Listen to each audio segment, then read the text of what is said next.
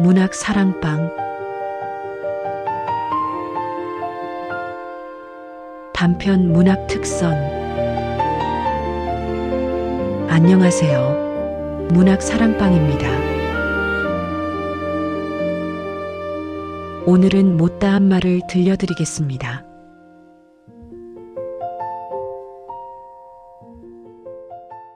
요양원 창가에는 항상 빛이 먼저 온다. 새벽 6시가 되면 동쪽 유리창 너머로 연한 살구빛이 번지고 그것이 흰 천장에 닿아 방 안 전체를 물들인다. 92해를 살아온 몸이지만 그 빛만큼은 여전히 낯설다. 눈꺼풀 위로 닿는 그 온기가 꼭 누군가의 손바닥 같아서 가끔은 잠결에 속는다. 아직 엄마가 살아있나 싶어서. 술래는 천천히 눈을 떴다. 천장이 보였다. 형광등이 꺼진 채 아침 햇살만 스미는 천장. 옆 침대에서 누군가 가늘게 코를 고는 소리, 복도에서 간호사의 고무 샌들이 삐걱거리는 소리. 여기가 어딘지 잊지 않으려고 술래는 매일 아침 그 소리들을 하나씩 세었다. 요양원이다. 서울 외곽. 미진이가 데려다 준 곳. 창가 의자까지 가는데 10걸음이 걸렸다. 예전엔 부엌에서 마당까지 한달음에 뛰어나가던 발이었다. 이제는 10걸음이 한나절 같았다. 손잡이를 짚고 발을 끌고 숨을 고르고. 그렇게 도착한 창가에는 봄이 와 있었다. 아파트 단지 너머로 연초록빛이 번지고 있었다. 바람이 불 때마다 나뭇가지들이 흔들렸다. 술래는 그것을 한참 바라보다가 눈을 감았다. 감으면 보였다. 마당이. 서울 변두리 붉은 벽돌집의 마당이. 그 한켠에 서 있던 복숭아 나무가 4월이면 꽃이 피었다. 분홍도 아니고 흰 것도 아닌 딱 그 중간쯤의 빛깔. 새벽 바람에 흔들리면 꽃잎이 5개씩, 10개씩 마당으로 떨어졌다. 술래는 그 꽃잎들을 밟지 않으려고 발을 조심하면서 아궁이로 걸어가곤 했다. 아직 어스름한 새벽, 차가운 흙바닥의 감촉, 손가락 끝에 쥐어진 성냥 한 갭이. 불이 붙으면 연기가 먼저 올라왔다. 장작이 마르지 않으면 연기가 더 많이 났다. 눈이 매워서 돌아서면 마당에서 복숭아 꽃이 또 지고 있었다. 그 장면이 수십 년이 지난 지금도 이렇게 또렷한 것이 신기했다. 된장찌개 냄새도, 아궁이 재 냄새도, 복숭아꽃 향기도. 몸이 기억하고 있는 것들은 머리보다 오래 살아남았다. 그해 봄, 1978년. 술래는 48살이었다. 시어머니는 이미 세상을 떠난 지 오래였고 시아버지마저 전에 겨울에 돌아가셨다. 처음으로 이 집의 진짜 안주인이 된 해였다. 그러나 안주인이 된다는 것이 어떤 것인지 술래는 잘 몰랐다. 평생 누군가의 위에서 눌린 채 살다가 갑자기 그 무게가 사라지면 사람은 오히려 어쩔 줄을 모르게 된다. 며느리 정분이 시집 온 것은 그로부터 꼭 10년 전이었다. 25살의 정분이 대문을 들어서던 날 술래는 마루 위에 서서 며느리를 내려다보았다. 분홍 한복을 입고 머리를 곧게 올린 정분이 고개를 숙여 절을 했다. 그 인사를 받으면서 술래의 가슴속에 뭔가 오묘한 감정이 지나갔다. 복숭아 나무 아래에서 꽃잎 하나가 흩어졌다. 분홍 고름과 분홍 꽃잎이 겹쳐 보이는 순간이었다. 정분의 얼굴은 하얗고 눈이 컸다. 전라도에서 왔다고 했다. 광주, 서민가정. 공장 일을 하던 처녀를 종석이 데려왔을 때 술래는 못마땅했다. 양반 집안에서 공장 처녀라니. 그러나 종석이 좋다는데 어쩌겠는가. 그날 건네주지 못한 말이 있었다. 잘 왔다는 말이었다. 그 말이 혀끝까지 왔다가 들어갔다. 왜 들어갔는지 지금도 모른다. 수줍음인지 오기인지 아니면 처음부터 이 집의 법도를 알려줘야 한다는 다짐인지. 그냥 마루 끝에서 말했다. 손발 깨끗이 씻고 들어오너라. 그것이 첫마디였다. 정분이 고개를 들어 순례를 바라보았다. 그 눈 속에 뭔가가 있었다. 당황함인지 상처인지 아니면 그저 어색함인지. 순례는 돌아서서 부엌으로 들어갔다. 마당에서는 복숭아 꽃이 바람에 흔들리고 있었다. 요양원 창밖에서 바람이 불었다. 아파트 단지 너머의 나무들이 흔들렸다. 순례는 눈을 떴다. 복숭아 나무는 없었다. 붉은 벽돌집도 없었다.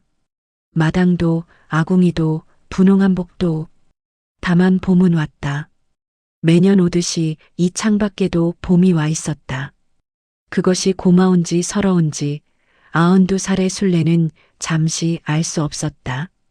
무릎 위에 얹은 두 손을 내려다보았다. 주름지고 반점이 생긴 손. 이 손으로 얼마나 많은 새벽을 불피웠던가.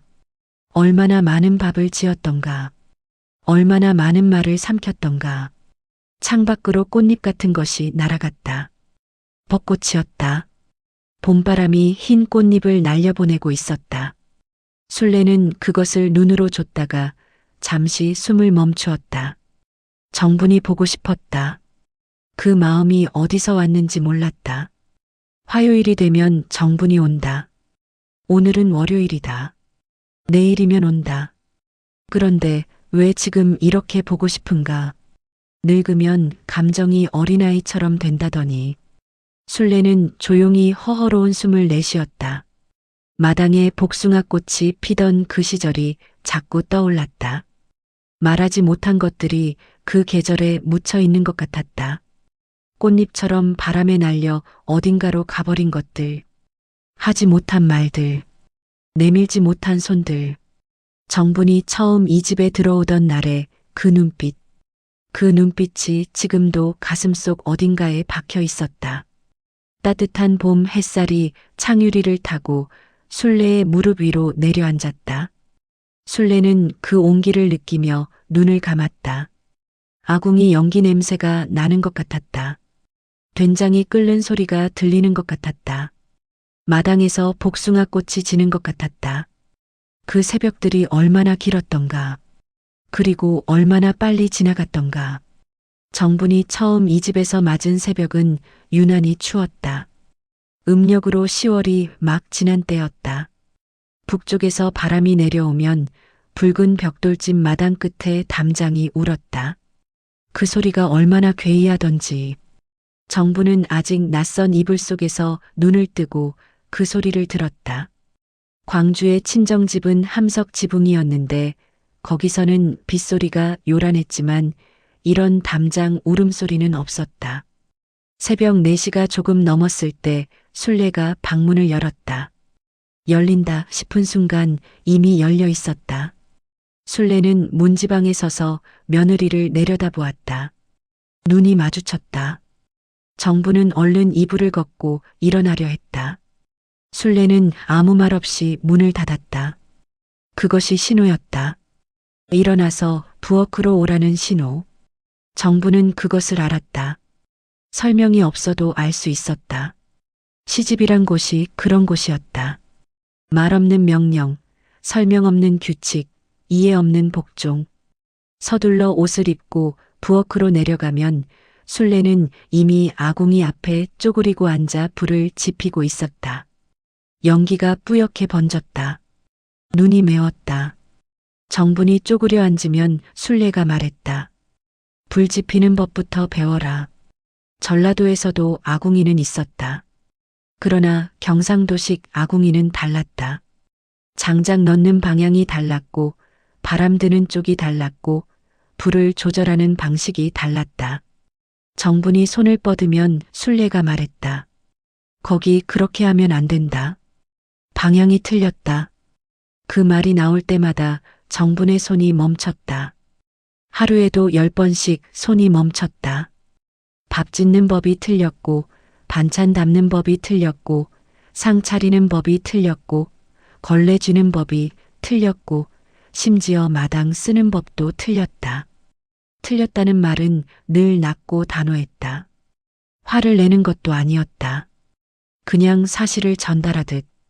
그게 더 무서웠다.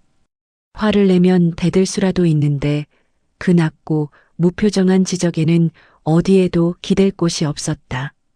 전라도 억양이 문제가 됐다. 정부는 자기가 전라도 말씨가 강한지 몰랐다. 광주에서는 다들 그렇게 말했으니까. 그런데 이 집에서는 달랐다. 종석의 어머니는 경북 안동에서 온 사람이었다. 안동말과 광주말은 어디 하나 닮은 구석이 없었다. 억양도 끝맺음도 추임새도. 정분이 말을 하면 술래는 가끔 이마에 주름을 만들었다. 무슨 말인지 못 알아듣겠다는 표정이었다. 그 표정 하나가 정분의 입을 점점 닫아갔다. 말을 줄이면 덜 틀렸다. 그것이 정분이 터득한 첫 번째 생존 방법이었다. 말을 줄이고 묻지 말고 보고 따라하고 빠르게 움직이고. 그렇게 하면 지적이 줄었다. 완전히 사라지지는 않았지만 줄었다. 정부는 그 줄어든 지적의 빈자리를 위안으로 삼았다. 종석은 어떤 사람이었나? 착한 사람이었다. 나쁜 사람은 아니었다. 일찍 일어나고 시간을 잘 지키고 약속을 어기지 않는 사람. 그러나 퇴근하면 막걸리 한 잔을 마시고 방에 들어가는 사람이기도 했다. 집안일은 여자들끼리 알아서. 그 말을 직접 한 적은 없었다. 그냥 그 등이 말했다. 방문이 닫히는 소리가 말했다. 코를 고는 소리가 말했다. 정부는 부엌에 혼자 남아 설거지를 했다. 찬물에 손을 넣고 그릇을 닦으면서 고개를 들면 어두운 창밖이 보였다. 그 창에 자기 얼굴이 비쳤다. 광주에서 어머니 손잡고 시장을 가던 처녀, 공장에서 밤늦게까지 재봉틀을 돌리던 처녀, 그 처녀가 지금 이 어두운 창에 비쳐 있었다. 눈이 무거웠다. 코끝이 시큰했다. 울면 안 됐다. 이유도 몰랐다. 그냥 울면 안 될 것 같았다. 약해 보이면 안 됐다. 이 집에서 약한 것은 더 틀린 것이 됐다. 정부는 입술을 꽉 깨물고 그릇을 닦았다. 그러던 어느 겨울 새벽이었다. 음력 섣달이 되면 마당의 땅이 얼었다. 그 땅이 무서웠다. 미끄러웠다. 정분이 요강을 들고 뒷간으로 가던 새벽이었다. 발이 미끄러졌다. 몸이 기울었다. 균형을 잡으려고 팔을 벌렸지만 이미 늦었다. 쿵 소리와 함께 마당에 앉아버렸다. 요강이 뒤집어지고 엉덩이와 손바닥에 차가운 흙이 달라붙었다. 그 순간 부엌 문이 열렸다. 술래가 나왔다. 정부는 보았다. 술래가 자신을 보았다는 것을, 마당에 주저앉은 자신을. 두 눈이 마주쳤다. 술래가 발을 뗐다. 한 발짝. 그러고는 멈추었다. 딱 거기서 멈추었다. 왜 멈추었는지 정부는 그때도 몰랐고 지금도 모른다. 달려와 부축해 줄 것 같았는데 그러지 않았다. 술래는 잠시 정분을 내려다보다가 몸을 돌려 다시 부엌으로 들어갔다. 부엌 문이 닫혔다. 마당이 조용해졌다. 정부는 혼자 일어났다. 손바닥에 박힌 흙을 털었다. 치마가 젖어 있었다. 엉덩이가 쑤셨다. 아무도 없는 마당에서 한참을 그 자리에 서 있었다. 차가운 공기가 목까지 차올랐다. 울고 싶었다. 그러나 울지 않았다. 그 대신 입술이 조금 떨렸다. 손끝이 떨렸다. 하늘을 올려다보니 별이 있었다. 새벽 하늘의 차가운 별들. 광주의 하늘과 같은 별들인데 여기서 보니 달랐다. 더 멀어 보였다. 그 장면이 두 여인 사이에 끼어들었다. 보이지 않는 무엇이, 말해지지 않은 무엇이, 손잡이를 잡으러 뻗다가 멈춘 그 찰나. 그 찰나 하나가 이후 수십 년의 무게를 만들었다. 술래가 그것을 알았는지는 모른다. 그때 술래는 알지 못했을 것이다. 자신이 멈춘 그 한 발짝이 어떤 균열을 만들었는지. 사람의 상처는 늘 그런 식으로 생긴다. 극적인 장면에서 생기는 것이 아니다. 멈춘 발 하나에서, 닫힌 문 하나에서, 전해지지 않은 눈빛 하나에서 생긴다. 그리고 그 상처는 오래 산다. 마당에 내린 서리처럼 봄이 와도 구석구석에 남아있다. 정부는 그날 이후 순례 앞에서 2번 넘어지지 않았다. 마음도 몸도. 1974년 여름, 이 집에 처음으로 텔레비전이 들어왔다. 네모난 화면 속에서 사람들이 움직이는 것을 보고 종석의 어머니 순례는 처음에 아무 말도 하지 않았다. 그냥 의자에 앉아서 화면을 바라보았다. 텔레비전 속에서 경기도 어딘가의 공장 준공식 장면이 나왔다. 굴뚝이 보이고 파란 하늘이 보이고 박수 소리가 들렸다. 나라가 달라지고 있었다. 종석이 공장장이 됐다는 소식을 들은 것도 그 무렵이었다. 구로공단 근처의 섬유공장. 직원이 100이 넘는 곳이었다. 순례는 그 소식을 들으면서 가슴이 먹먹했다. 기쁜 것 같기도 하고 이상한 것 같기도 한 기분. 아들이 자라 집안을 일으켰다는 뿌듯함인데 왜 이상한가. 달라지는 것이 무서웠던 것 같았다. 종석의 월급이 오르고 집에 냉장고가 들어오고 텔레비전이 들어오고 정분이 새밥솥을 사들고 들어오는 그 모든 과정에서 순례는 자기도 모르게 몸이 뻣뻣해졌다. 이 집이 자신의 집이 아닌 것 같은 느낌. 변화가 너무 빠른 것 같은 느낌. 자신이 뒤에 남겨지는 것 같은 느낌.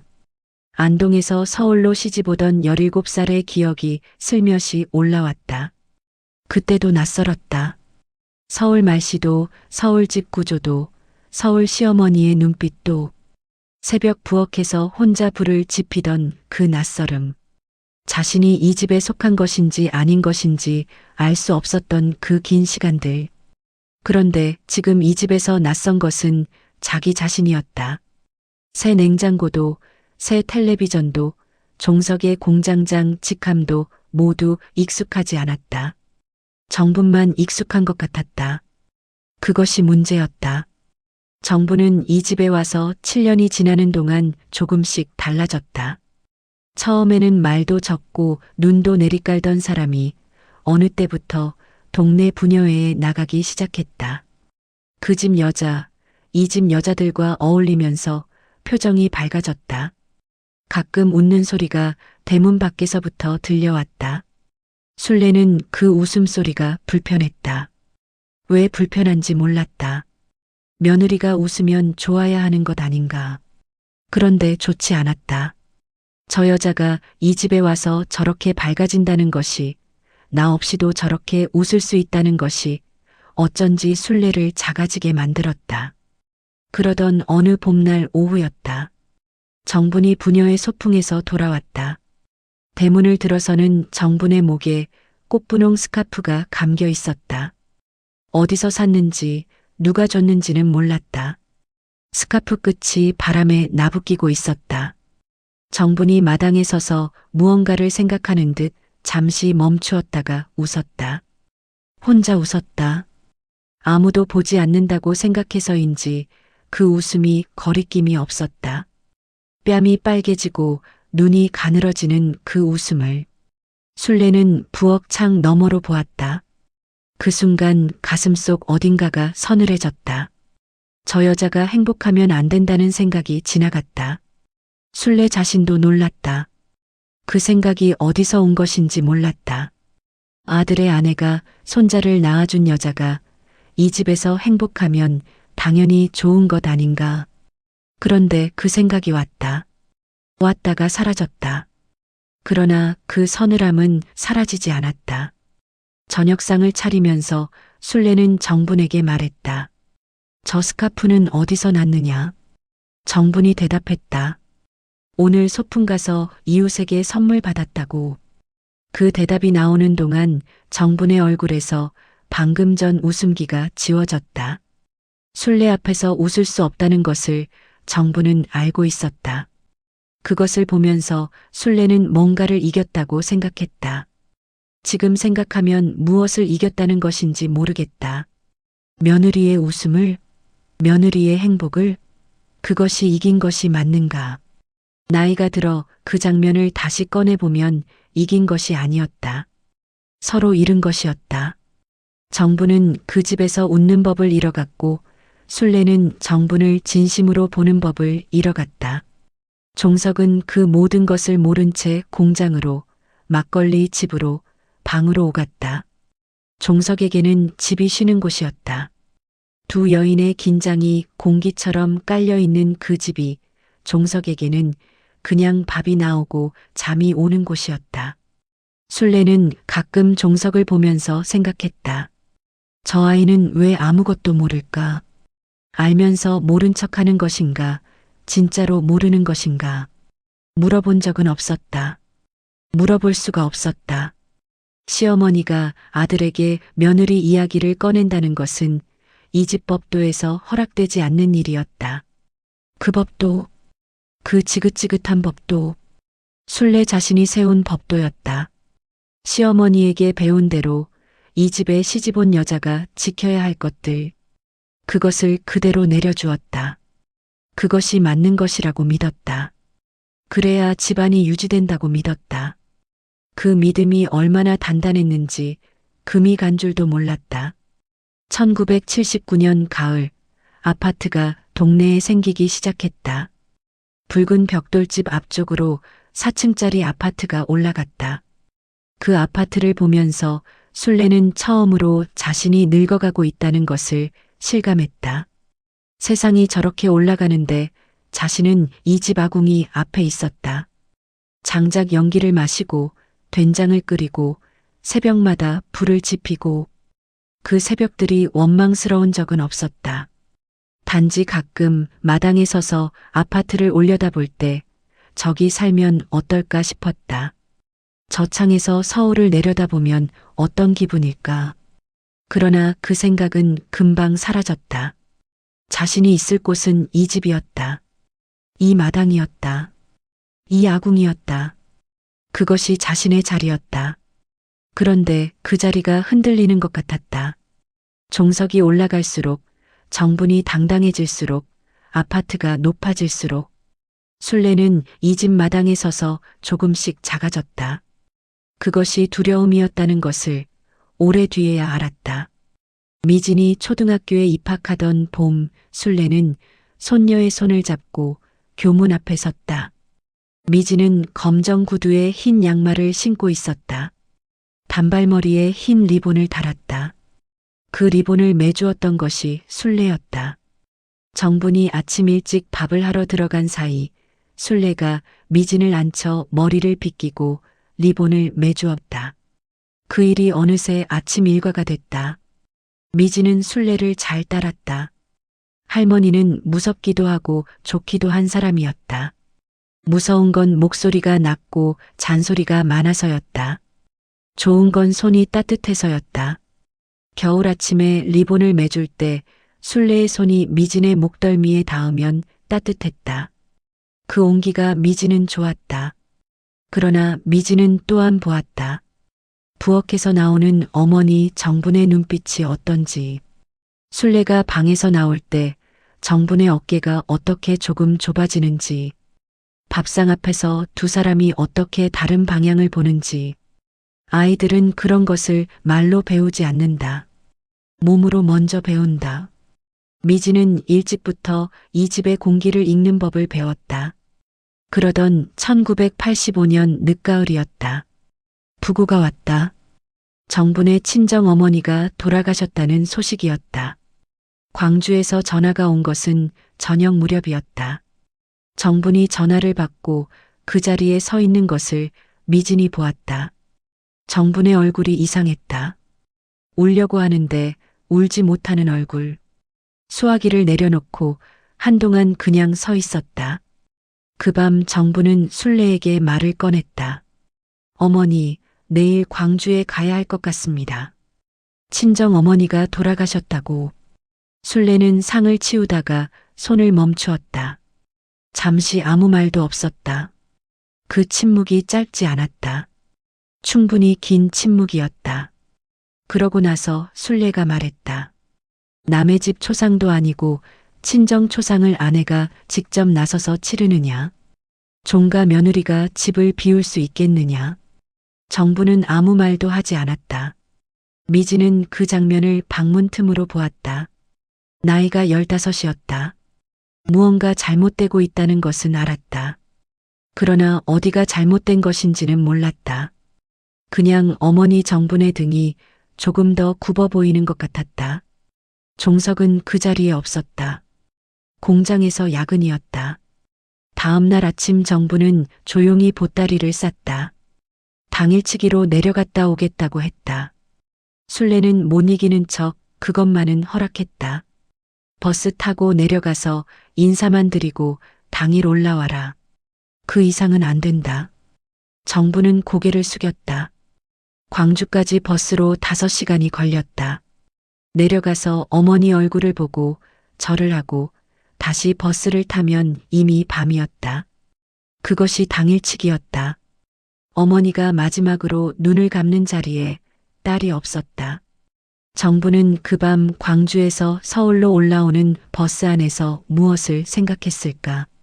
순례는 그것을 묻지 않았다.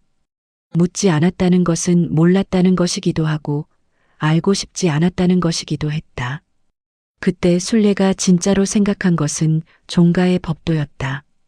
며느리가 친정에 오래 있으면 시가에 소홀해진다는 것. 그것이 흐트러지면 집안이 흐트러진다는 것. 시어머니에게 배운 대로였다. 그러나 법도 아래에는 다른 것이 있었다. 두려움이 있었다. 정분이 없으면 집이 이상하다는 것. 정분의 손이 없으면 이 집이 돌아가지 않는다는 것. 그것을 인정하고 싶지 않았다. 며느리에게 기댄다는 것을 인정하고 싶지 않았다. 그래서 법도라는 이름으로 막았다. 집안 법도이지 사실은 자신의 두려움이었는데 그것을 몰랐다. 정분이 돌아온 것은 밤 10시가 넘어서였다. 버스에서 내려 걸어오느라 발이 부어 있었다. 얼굴은 하했다. 순례는 그 얼굴을 보았다. 눈이 충혈돼 있었다. 버스 안에서 울었을 것이었다. 순례는 그것을 보면서도 말이 없었다. 잘 왔느냐 그 한마디도 하지 않았다. 미진이 어머니에게 달려갔다. 엄마 하고 안겼다. 정분이 미진을 끌어안았다. 그 모습을 순례는 방에서 보았다. 방문이 조금 열려 있었다. 마루에서 어머니와 딸이 한참 그렇게 있었다. 그 밤 미진은 오래 잠들지 못했다. 어머니 정분이 부엌에서 우는 소리가 들렸다. 소리라기보다는 흔들림이었다. 어깨가 들썩이는 것 같은 느낌. 미진은 이불 속에서 그 소리를 들으면서 눈을 뜨고 있었다. 왜 할머니는 엄마를 못 가게 했을까? 왜 아빠는 아무것도 안 했을까? 그 물음이 15살 미진의 가슴 속에 들어와 닫혔다. 그 물음이 오래도록 답을 찾지 못했다. 순례는 그날 밤 무엇을 생각했나? 누워서 천장을 바라보았다. 정분이 어디선가 소리 없이 울고 있다는 것을 순례는 알고 있었다. 벽이 얇은 집이었다. 부엌 소리는 방까지 들렸다. 순례는 눈을 감았다. 마음이 불편했다. 그것을 인정하지 않으려 했다. 법도가 맞다고 되뇌었다. 그래야 집안이 된다고 되뇌었다. 그러나 불편함은 사라지지 않았다. 달팽이가 껍데기 속으로 들어가듯 그 불편함은 오래 가슴 속에 웅크리고 있었다. 그릇에 금이 가는 것은 한 번의 충격으로 생기지 않는다. 작은 충격들이 쌓인다.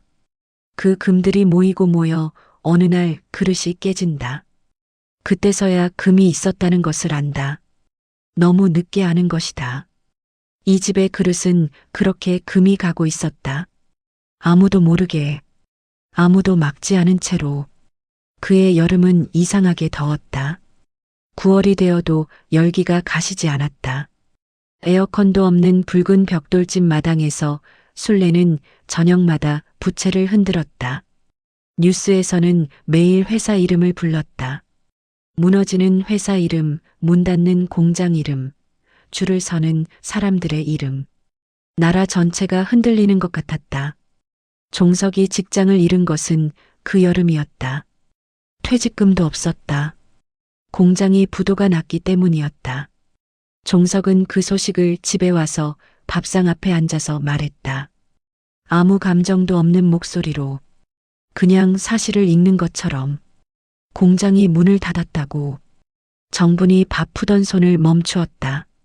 미진이 입을 다물었다. 술래만 그 소식이 어떤 크기인지 가늠이 잘 안 됐다. 처음에는 그랬다. 살다 보면 이런 일도 있는 거지. 다른 직장을 구하면 되지. 그러나 그런 일이 아니었다. 종석의 나이 54이었다.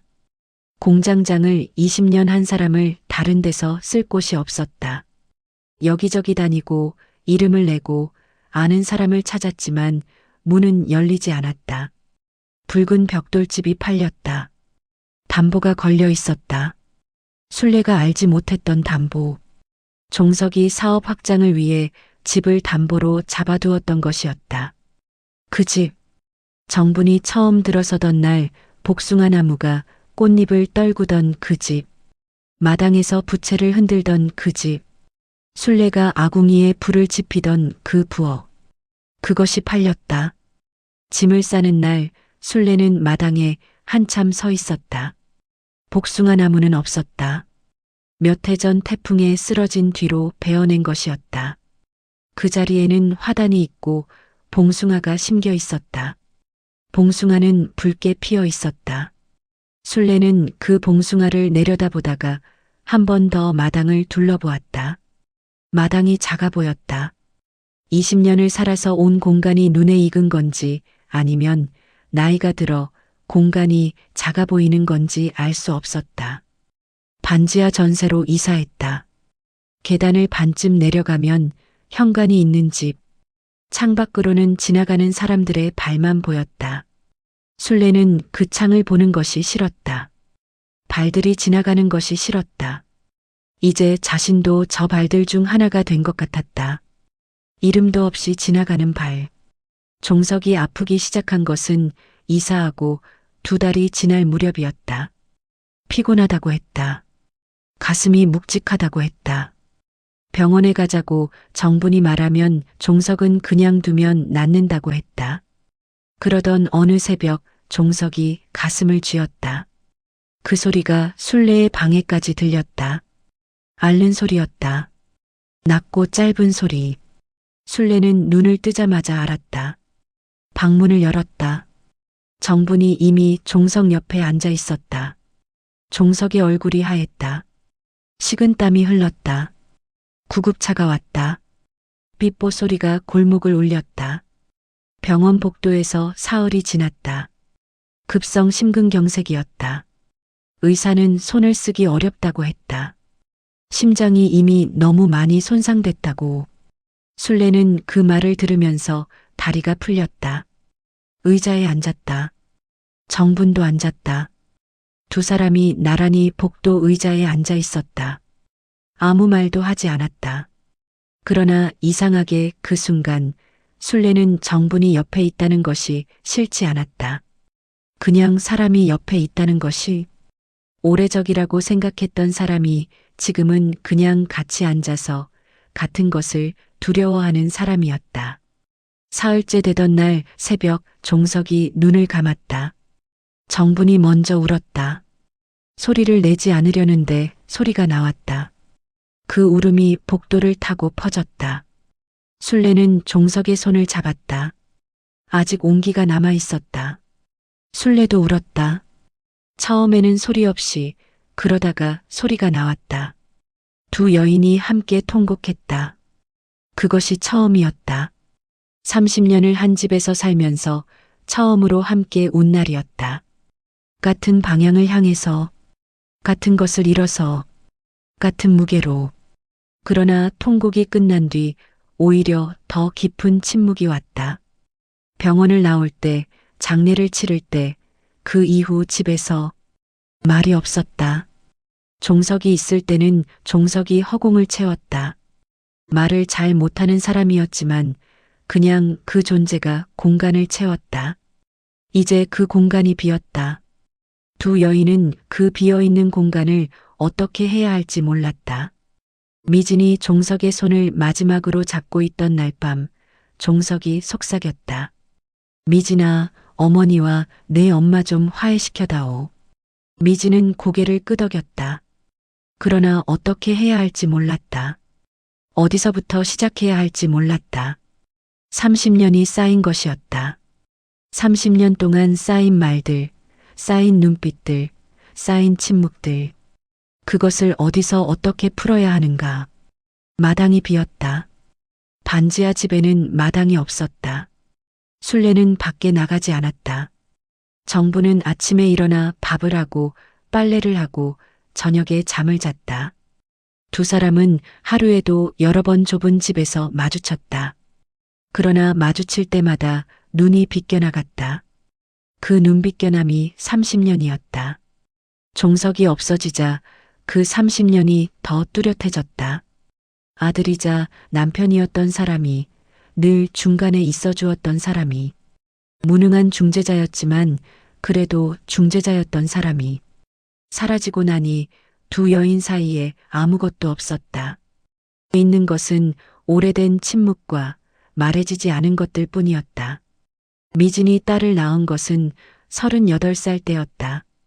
병원 침대에 누워 갓 태어난 아이를 처음 품에 안은 순간 미진은 이상하게 어머니 정분이 생각났다. 이 무게, 이 용기, 이 작은 숨소리. 정분도 39회 전에 이런 아이를 안았겠지. 이 병원이 아닌 다른 병원에서, 아마도 더 낡고 좁은 방에서 이 무게를 안았겠지. 그리고 집으로 돌아갔겠지. 그 집으로. 순례가 기다리는 그 집으로.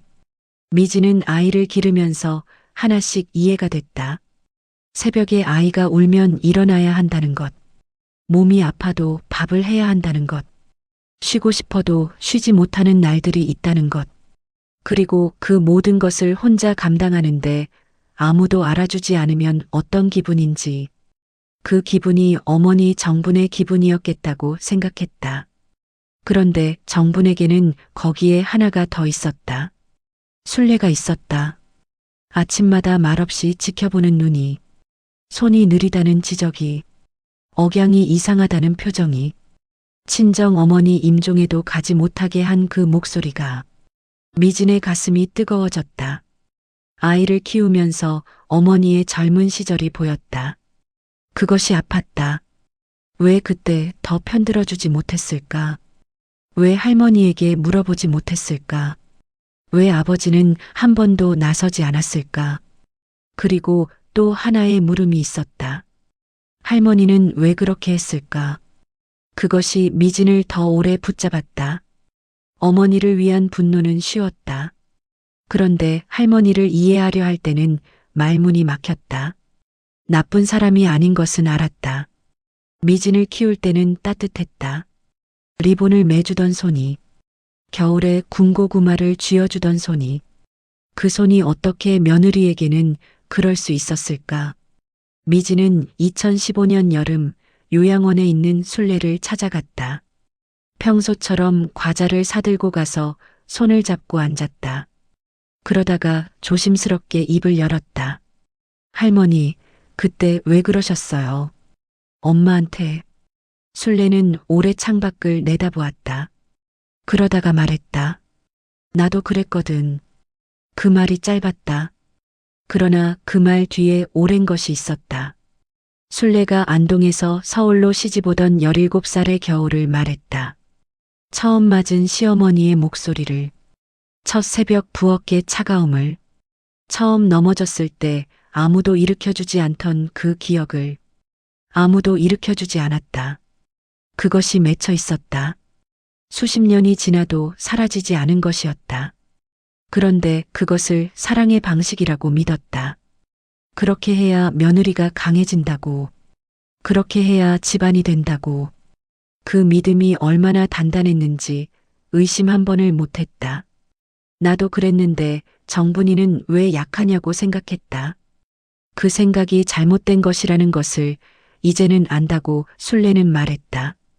창밖을 보면서 미진과 눈을 마주치지 않고 그 말이 나올 때 순례의 손이 무릎 위에서 아주 조금 떨렸다. 미진은 그 손을 보았다. 그 손이 말하는 것을 들었다. 소리 없이 말하는 것을, 미안하다는 것을. 그러나 그 말이 입 밖으로 나오지 않는 것도 들었다. 그날 돌아오면서 미진은 생각했다. 할머니와 어머니 사이를 이어줘야 한다고. 아버지가 유언으로 남긴 말이 이것 아닌가. 화해시켜다오. 미진은 운전을 하면서 그 말을 다시 꺼내 보았다. 그런데 어떻게 하는가? 두 사람이 직접 앉아 이야기하기에는 너무 오랜 시간이 지나 있었다. 너무 많은 것이 굳어 있었다. 얼음이 아니라 바위처럼 굳은 것들이었다. 미진은 그냥 계속 두 사람 사이를 오갔다. 어머니 정분에게는 할머니 이야기를 전했다. 할머니도 그렇게 당했었다고. 그것이 잘못인 줄 몰랐던 거라고. 정분은 그 말을 듣고 오래 침묵했다.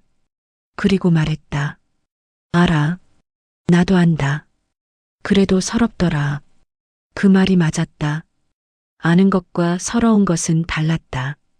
이해한다고 해서 상처가 사라지지 않았다.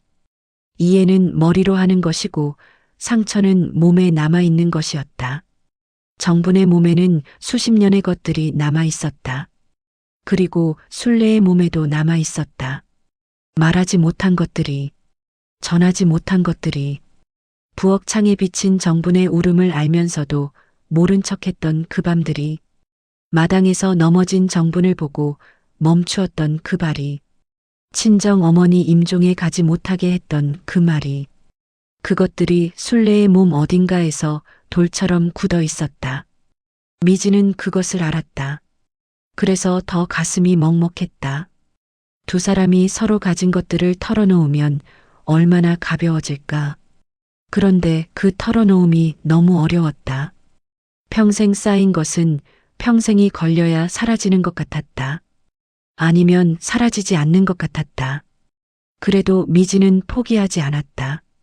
화요일마다 정분이 요양원에 가서 식혜와 육과를 들고 앉아 있다는 것을, 순례가 말없이 받아먹는다는 것을, 그 무언의 시간들이 쌓이고 있다는 것을, 그것이 이 두 여인이 선택한 방식이었다. 말 대신 식혜, 사과 대신 육과. 그것이 어쩌면 두 사람이 할 수 있는 가장 솔직한 언어였는지도 몰랐다. 요양원에서 화요일은 특별한 날이었다. 순례는 그것을 인정하지 않으려 했다. 화요일을 기다린다는 것이 왠지 자존심 상하는 일 같았다. 이제 92살이다. 평생 남에게 기댄 적 없이 살아온 사람인데. 그런데 화요일 아침이 되면 자꾸 창밖을 보게 됐다. 복도에서 발소리가 나면 고개가 돌아갔다. 정분이 오는 날이었다. 항상 오전 10시쯤 왔다. 흰 비닐봉지를 들고 그 안에 육아가 있었다. 순례가 젊을 때부터 좋아하던 육아였다. 어떻게 알았는지, 정분이 어떻게 그것을 기억하고 있는지, 순례는 그것을 묻지 않았다. 그냥 받아먹었다. 식혜도 있었다. 시원한 페트병에 든 식혜.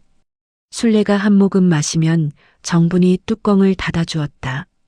그리고 둘이 창가에 나란히 앉았다. 말이 없었다. 텔레비전에서 나오는 소리가 들렸다. 복도에서 휠체어 바퀴 소리가 들렸다. 두 여인은 그것들을 배경으로 삼아 그냥 앉아 있었다. 처음에는 그 침묵이 어색했다. 그런데 어느 순간부터 어색하지 않았다. 사람은 오래 같이 있으면 침묵에도 익숙해지는 모양이었다. 아니면 너무 많이 할 말이 있어서 어디서부터 시작해야 할지 몰라서 그냥 침묵인지도 몰랐다. 2022년 4월의 어느 화요일이었다. 창밖에 벚꽃이 만개한 날이었다. 바람이 불면 흰 꽃잎들이 파르르 날렸다. 요양원 마당의 벚나무에서 꽃비가 내렸다. 순례는 그것을 보다가 문득 붉은 벽돌집 마당의 복숭아 나무를 생각했다. 분홍과 흰 것의 중간. 그 꽃잎들. 새벽 바람에 흔들리던 그 꽃잎들. 정분이 처음 들어오던 날 떨어지던 그 꽃잎들. 옆에 정분이 앉아 있었다. 술래는 손을 내려다보았다. 주름진 손, 반점이 박힌 손, 떨리는 손. 그 손이 움직였다. 아주 천천히. 정분의 손 위에 얹혔다. 그것은 의도한 것이 아니었다. 의도하지 않았기 때문에 할 수 있었던 것일 수도 있었다. 의도했다면 주저했을 것이다. 왜 하는지 설명할 수 없어서 못했을 것이다. 그런데 그냥 손이 갔다. 정분이 움직이지 않았다. 굳어버린 것이 아니라 그 손을 받아들이고 있는 것이었다. 정분의 손이 아주 조금 뒤집어졌다. 위에 얹힌 술래의 손을 아래에서 받치는 형태가 됐다. 오래된 두 손이 그렇게 포개졌다. 두 여인은 한참을 그대로 있었다. 창밖에서 벚꽃이 졌다. 흰 꽃잎들이 바람에 날려갔다. 누군가 복도에서 이름을 불렀다. 텔레비전에서 음악이 흘렀다. 그러나 두 여인은 그것들을 듣지 않는 것 같았다. 그 시간이 얼마나 됐는지 몰랐다. 그것이 화해에 가장 가까운 순간이었다. 사과도 없었고 용서도 없었고 눈물도 없었다. 그냥 두 손이 포개진 것뿐이었다. 그런데 그것이 30년이 넘는 말들보다 더 많은 것을 말하는 것 같았다. 그 침묵이 끝날 무렵 술래가 입을 열었다. 할 말이 있는데 그 말이 나왔다. 나왔다는 것이 술래 자신도 놀라웠다. 오래 가슴속에 있던 것이 이제 나오려는 것 같았다. 정분이 고개를 들었다. 술래를 보았다. 기다리는 눈이었다. 그런데 기침이 나왔다. 한 번, 두 번 참을 수 없을 만큼 계속 나왔다. 술래의 몸이 앞으로 숙여졌다. 정분이 등을 두드렸다. 기침이 멈출 때까지. 술래가 눈을 감았다. 말이 들어갔다. 어디로 들어갔는지 몰랐다. 입 안으로, 가슴 안으로, 그 말이 어디쯤 있는지. 기침이 가라앉은 뒤 술래는 한동안 눈을 감은 채 있었다. 정부는 기다렸다. 그러나 술래는 다시 입을 열지 않았다. 잠이 든 것인지 말이 다시 가라앉은 것인지. 창밖에서 바람이 불었다. 마지막 벚꽃잎들이 날렸다. 정부는 술래의 손을 가만히 잡고 있었다.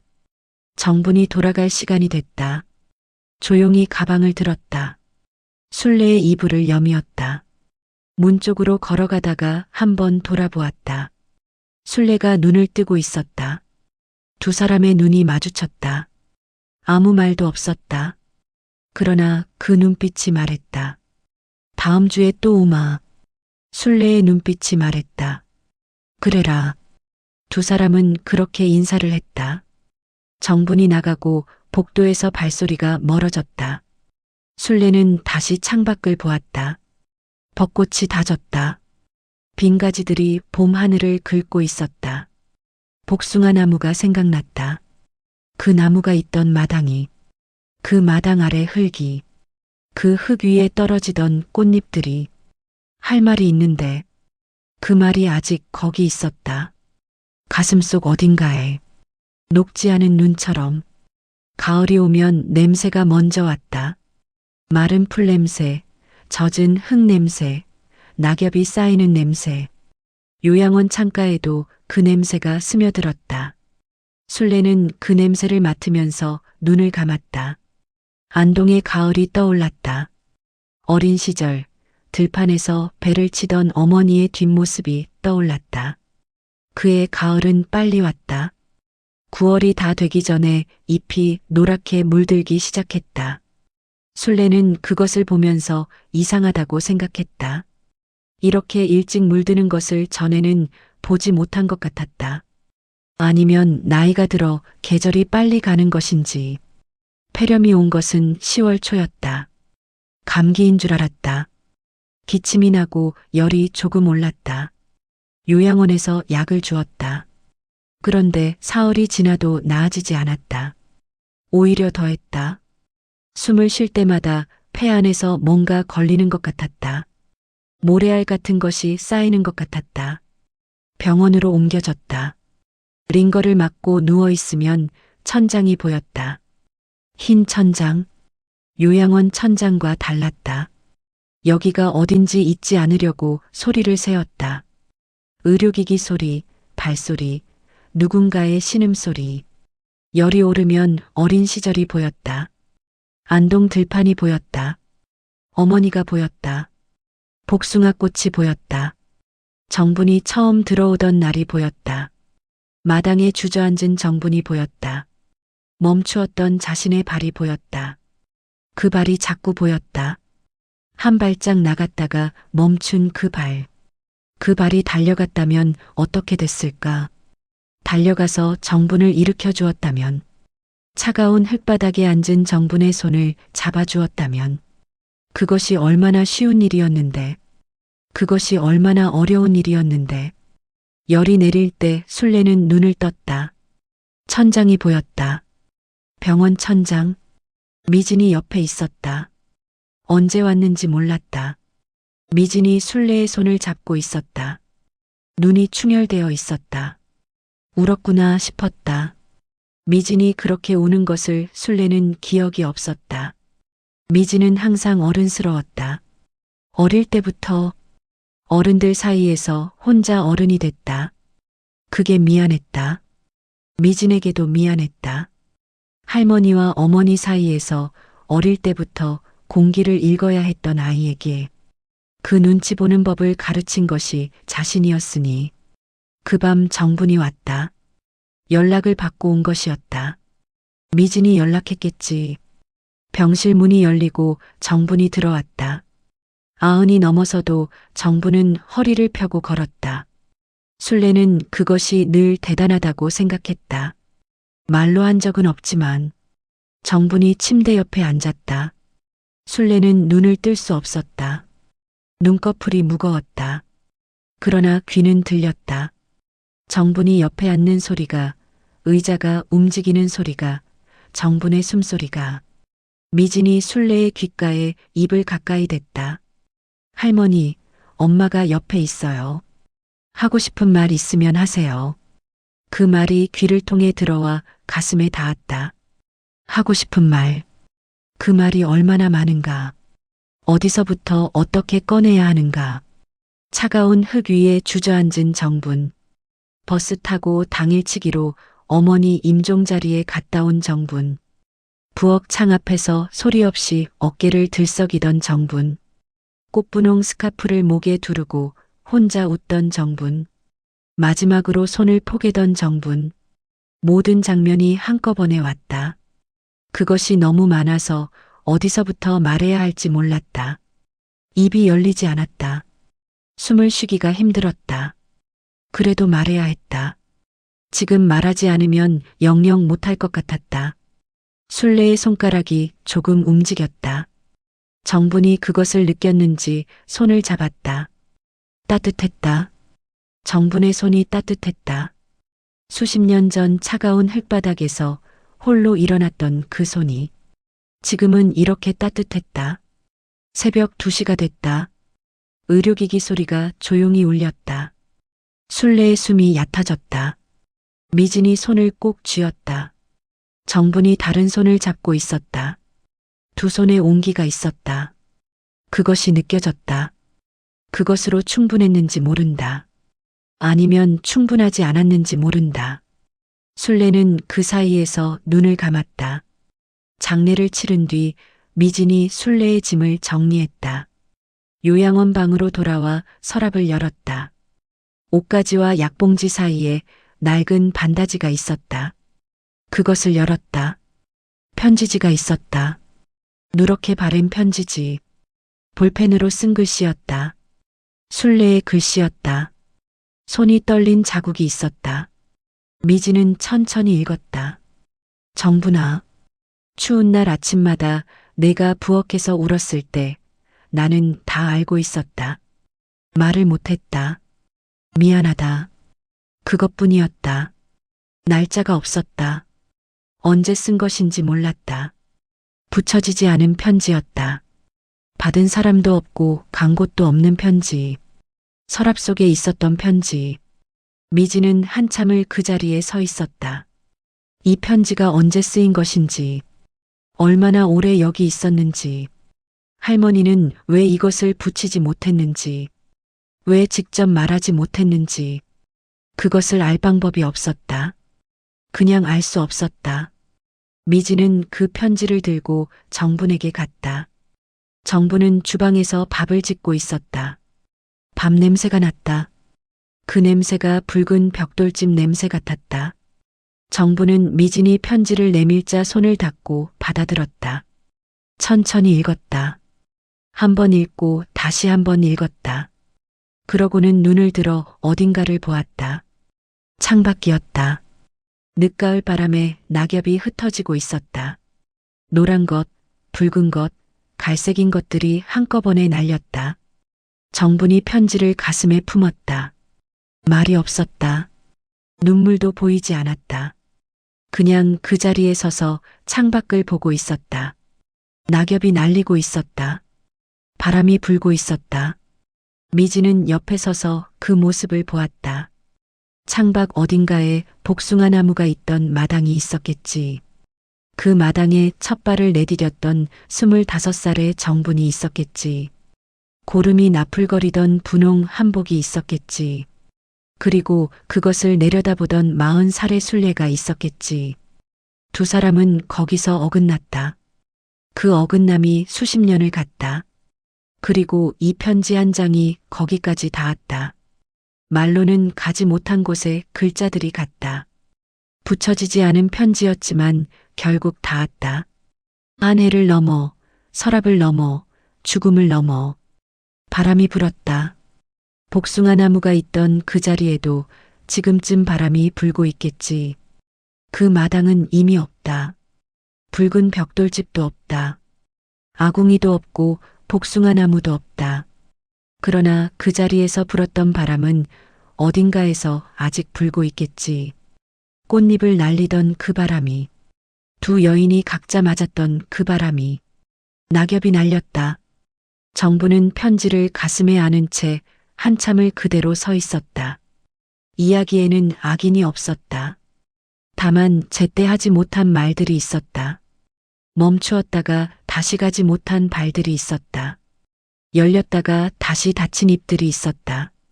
그것들이 쌓이고 쌓여 한 사람의 생이 됐고 또 한 사람의 생이 됐다. 그리고 그것들이 편지지 몇 줄에 담겨 서랍 속에서 기다렸다. 받는 사람이 올 때까지.